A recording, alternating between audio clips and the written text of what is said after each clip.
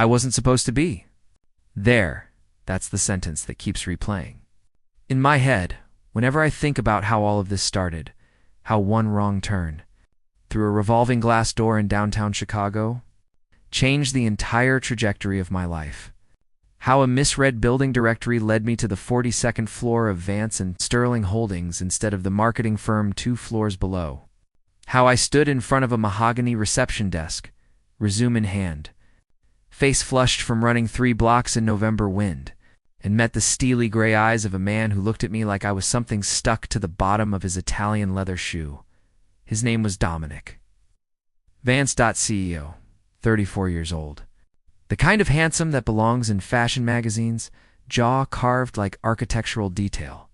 Dark hair swept back with precision, shoulders filling out a charcoal suit that probably cost more than 3 months of my rent. He was standing behind the reception desk talking to his assistant when I burst through the elevator doors. And the entire open-floor office went quiet in that particular way offices do when someone out of place appears. "Can I help you?" His voice was controlled. Not unkind, exactly. More like a door that was locked from the inside. "Yes." "Sorry, I have an interview." I checked my phone, then the directory printout in my hand. Then the sleek silver lettering above the reception desk. Vance and Sterling Holdings for 2F. My stomach dropped. Oh no. "I'm so sorry. I think I have the wrong floor." Apparently. Ducked. He studied me for a moment too long. "What floor are you looking for?" 40. Meridian Creative Group. "That's 2 floors down." He turned back to his assistant, effectively dismissing me. "Marcus, call the elevator." Marcus, a slim young man with kind eyes behind wire-rimmed glasses, gave me a sympathetic smile and reached for the phone. I was backing toward the elevator, apologies tumbling out of me in that graceless way they do when you're mortified. When the doors opened and a woman walked out, she was stunning. Tall, mixed race, natural hair pinned up artfully, wearing a camel coat and carrying a tote bag that was somehow both practical and expensive looking. She walked with the confidence of someone who had been beautiful her whole life and had simply made peace with it. "Dom." She kissed Dominic Vance on the cheek.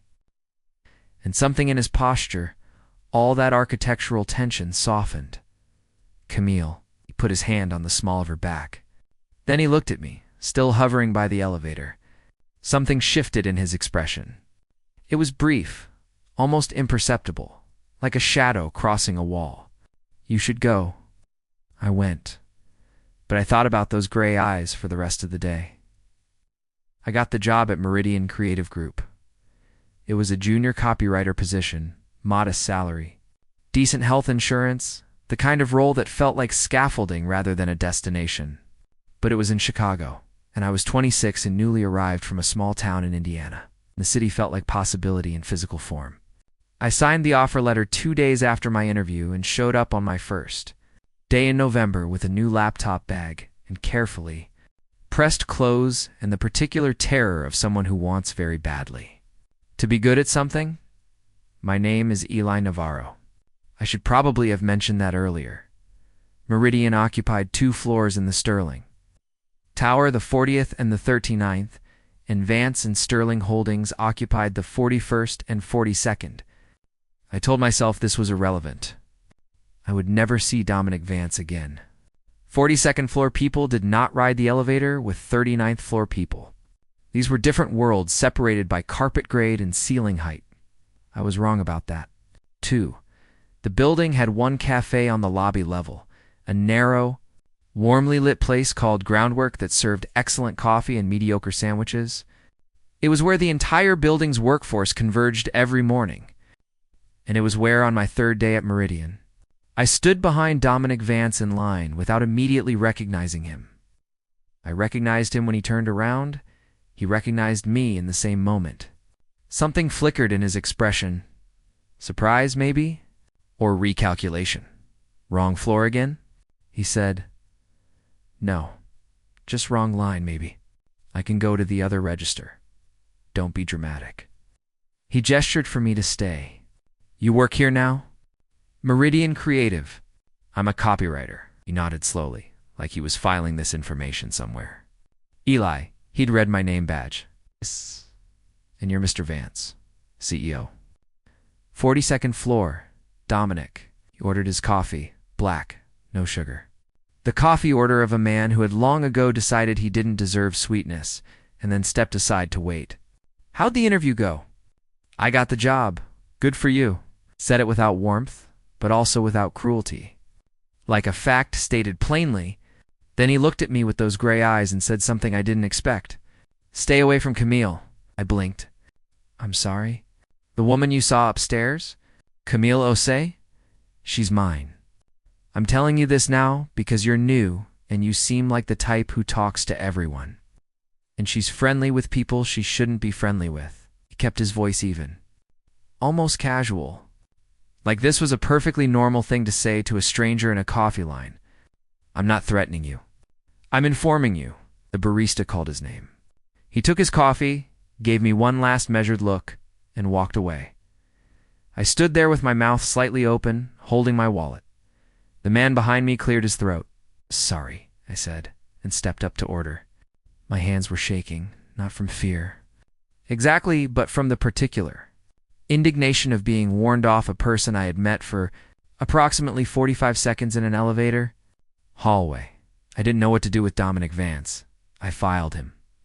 Under powerful men with boundary issues and tried to forget about him. That was significantly harder than it sounds. It happened 4 more times in November. The elevator. Me, going up. Dominic Vance, going to whatever rarefied air the 42nd floor offered. The building had 6 elevators, and we consistently ended up in the same one, which I began to suspect was some kind of cosmic joke at my expense. He never said much. Just acknowledged me with a nod, the minimalist. Social contract of 2 people who occupy the same vertical space and have complicated feelings about it. I learned to hold my coffee with both hands so they wouldn't betray my nerves. I learned to look at my phone so I wouldn't look at him. What I didn't expect was for the elevator to stop working on the 28th of November, trapping us between floors 38 and 39 for 40 minutes, while building maintenance worked on the mechanism. The emergency lights came on. The small space, already intimate in the way all elevators are, became something else. Dominic loosened his tie, which seemed out of character. I pressed my back against the wall opposite him. This is not how I planned my Tuesday, I said. No one plans this. He checked his phone. Service is aware. 40 minutes, approximately. Great. Silence. Then, you're not scared? Of elevators? No, should I be? Most people are claustrophobic in situations like this. I grew up in a house with 5 people and 1 bathroom. I have a high tolerance for confined spaces. Something shifted at the corner of his mouth. Not quite a smile. The ghost of one. Indiana. How did your speech patterns? The flat vowels. He said it without condescension. Almost with something like recognition. I'm from Rockford, Illinois, originally. This surprised me more than anything he'd said before. Rockford, Illinois was not where CEOs of 42nd floor companies came from. It was where people came from before they became something else. You don't sound like it, I said. I worked on that. He looked at his phone again. 38 minutes? Did you grow up wealthy? He looked up. His eyes were sharper now, not hostile, but alert. Like I had said something that required his full attention. No, me neither. Another silence. But it was different this time. Less like a wall and more like a shared room where we were both sitting on opposite ends of a couch, figuring out the geometry of it. "Now the warning I gave you," he said. About Camille, I remember it wasn't. He stopped. Started. She had a difficult situation with someone at her previous workplace. Someone who pursued her when she wasn't interested. I'm not interested in her, said it plainly. I'm gay. He looked at me for a long moment. I didn't know that. I didn't ask. You just warned. The ghost of the smile again. Fair? Is she okay? From whatever happened before? He looked genuinely surprised by the question. Like kindness directed toward Camille from a stranger was something he hadn't accounted for. She's strong. "Oh." But yes, she had a hard time. I'm sorry. That shouldn't happen to anyone. He studied me. Really studied me, in the way that people rarely do, not sizing me up, not cataloging my usefulness, just looking at me like I was a thing worth understanding. "You're not what I expected," he said finally. The elevator lurched, then moved, then opened at floor 30-9. I stepped out, looked back at him, hand on the doorframe. "For the record," I said, "I think Camille is lucky to have someone who protects her.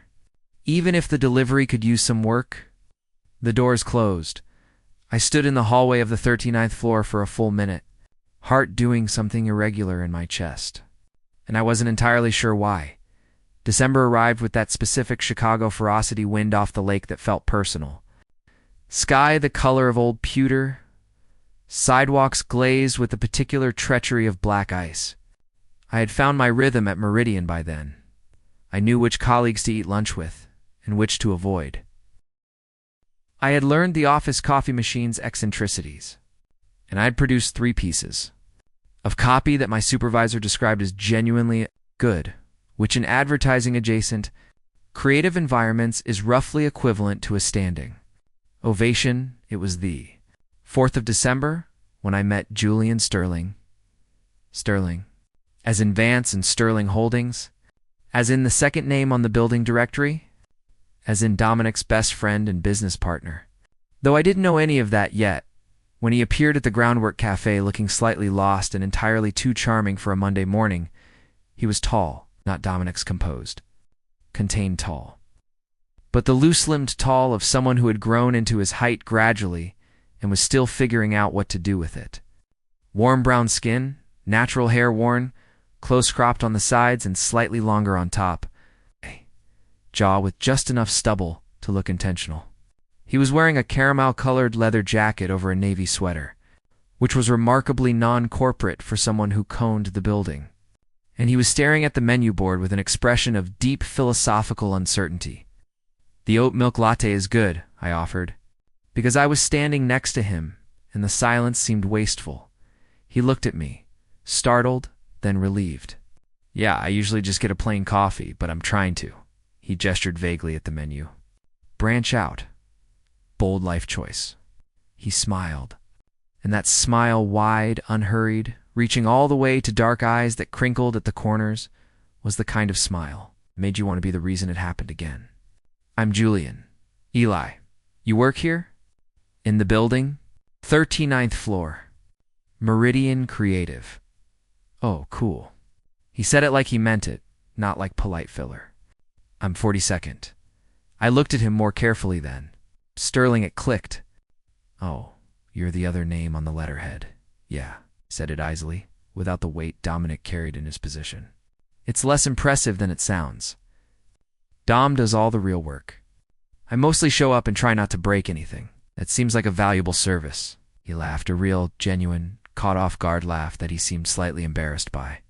He covered it by ordering the oat milk latte and paying for mine when I reached for my wallet. "You recommended it," he said. "Basic law of consultancy. I'm a copywriter, not a barista consultant, then I'm tipping you for the advice." We took our coffees to a small table by the window because somehow that was the thing we did. And we talked for 20 minutes about nothing particularly important. He'd grown up in Evanston. His parents were both academics. He'd studied architecture before pivoting to business because Dominic had needed a partner, and he'd trusted Dominic more than he trusted his own plans, which struck me as either deeply loyal or slightly sad, and I couldn't decide which. He asked about Indiana, about how I'd ended up in Chicago, about what copywriting actually entailed on a day-to-day basis. He listened the way some people listen fully, without manufacturing the next thing he was going to say. His eyes were steady on me when I spoke. I noticed that I noticed this. I went back up to 39, with warmth in my chest that I told myself was just the coffee. Julian began appearing at Groundwork with what could not, after the first 2 weeks, be reasonably called coincidence. He was there Tuesday mornings and Thursday mornings and occasionally on Wednesday afternoons when I tended to go down for a mid-afternoon espresso. He always managed to be slightly lost at the menu board or slightly uncertain about his order, despite clearly being a man of decisive professional opinions, and I always ended up at a table with him. and we always stayed longer than made practical sense for two people with jobs. I learned things about him in those incremental conversations. The way you learn a piece of music note by note, until you can hear the whole shape of it. He was 32. He'd been engaged once to a woman named Priya, and it had ended 18 months ago when they'd realized they were better as friends than as people building a future together.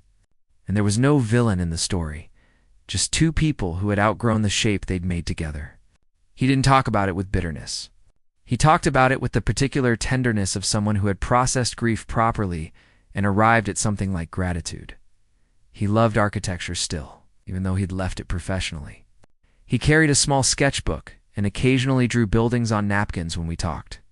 He was deeply interested in other people's inner lives, not in a prying way, but in the way of someone who genuinely found humans fascinating. He made terrible puns and was sheepish and pleased whenever they landed. He had strong opinions about public transit and surprisingly weak opinions about most things that people usually feel strongly about, and I found that combination disarming. He also looked at me sometimes in a way that I cataloged and then immediately refused to examine. I was careful. I had a policy about this, about noticing when I was falling into something before it became a fall I couldn't control. I had learned this the hard way at 23. With a man named David who had looked at me in a similar way and turned out to be deeply unavailable in ways that had nothing to do with geography. And there were complicating factors. 1. Julian Sterling was Dominic Vance's best friend and business partner. Dominic Vance, who had looked at me with those gray eyes and said, "Stay away." Even if that warning hadn't been about me specifically, even if it had been a misguided protective gesture toward Camille, becoming entangled with Dominic's best friend felt like a different kind of proximity to a man who gave off the energy of someone who made consequences happen when his boundaries were crossed. 2. I didn't know if Julian was gay. He'd been engaged to a woman. He hadn't said anything about his orientation, and I had enough self-respect not to project. 3. I was 26 and new to a city and building a life from the ground up, and I could not afford to complicate the only building I worked in. I told myself all of this on a Thursday afternoon in December while sitting across from Julian at our usual table, watching him draw the view outside the window on a paper napkin, sleeves of his sweater pushed up, jaw slightly set with concentration. And I thought, I am in so much trouble every year. The building's management organized a joint holiday party for all tenant companies in the main conference center on the 41st floor. It was the kind of event that corporate culture mandated and individual personalities dreaded to many people. Not enough genuine connection. Catered food that was exactly what you'd expect and no better. I went because my supervisor said it was politically important to attend.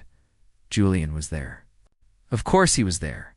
He found me near the window within 7 minutes, which I had begun to accept as just a thing that happened between us, this gravitational business. This way, we ended up in the same spot regardless of starting position. He was wearing an actual suit for the occasion, deep green, and he looked devastatingly good in it. And I noted this fact and placed it firmly in the same mental cabinet where I kept all the other facts about Julian that I had decided not to act on. "You look like you're doing math," he said. "Party math. Calculating the minimum time required before leaving without it being rude. 45 minutes from arrival? Standard rule." He handed me a glass of sparkling water from a passing tray. "You've been here 25 more minutes. You were watching when I arrived." He didn't answer that directly, just looked at me with those eyes and the almost smile that I had also cataloged and also filed away. "Come talk to me instead of doing math. It'll make the 25 minutes go faster." Oh, he found a corner. We were good at finding corners and talked. And the 25 minutes became an hour and then an hour and a half. And at some point, Dominic materialized beside Julian with Camille on his arm, and I became acutely aware of how this tableau might appear. Dominic's gray eyes moved from Julian to me and back to Julian with an expression I couldn't fully read. Not anger exactly. Something more complex. Something like recognition and calculation happening simultaneously. "Eli," He said my name like he'd known it for longer than he had. Mr. Vance. Dominic. I corrected myself. Because he'd told me to, and small corrections mattered. Camille touched my arm lightly. Oh, you're the one Julian talks about. She said it with easy warmth. The warmth of someone who had no idea she'd just set off a small explosion in my chest. All good things. Hopefully, I managed. All good things. She smiled. He says you're the reason he knows what an oat milk latte is. Julian was looking at something across the room. His jaw was set. Dominic watched me with those unreadable gray eyes. I excused myself after a reasonable amount of time and went home and sat in my apartment, looking at the city through the window and thought, very clearly and very seriously, about what exactly I was doing. January, the city under snow. Quieter, a different quality of cold. Not the aggressive November cold, but the settled kind. Like the city had committed to winter and made peace with it. Julian texted me for the first time on January 7th. I didn't know he had my number. I had to think about it before realizing we'd exchanged information at some point during a cafe conversation. One of those automatic modern gestures that you make without registering its weight. Julian, trying to decide between two coffee shops near my apartment. Need an outside opinion on whether this is even a decision worth having opinions about? Eli, send me the names.